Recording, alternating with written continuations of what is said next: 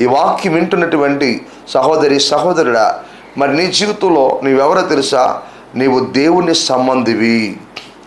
ఎందుకు దేవుని సంబంధమయ్యాము అంటే, మనము మన పాపాలు విడిచిపెట్టాం, మన పాపాలు ఒప్పుకున్నాం, మన పాపాల నిమిత్తమై పశ్చాత్తాపడ్డాం కదా, మారు మనసు పొందాం. ప్రభు అయిన యేసు క్రీస్తుల వారిని సొంత రక్షకునిగా అంగీకరించాం.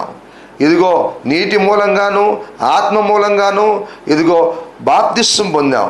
అందుకే యేసు రక్తము చేత మనం కడగబడ్డాం కనుక మనం దేవుని సంబంధులమై ఉన్నాము కదా. మరి అంత మాత్రమే కాకుండా యేసు రక్తాన్ని మనం పానం చేస్తున్నాం కనుక అందుకే దేవుని సంబంధులమై ఉన్నాం. మరి యేసయ్య వాక్యాన్ని, ఆత్మీయ ఆహారాన్ని మనం భుజిస్తున్నాం కనుక అందుకే దేవుని సంబంధులమే. ఆయన సహవాసంలో మనం ఉన్నాం కనుక మనం దేవుని సంబంధులమై ఉన్నామని వాక్యం తెలియపరుస్తుంది.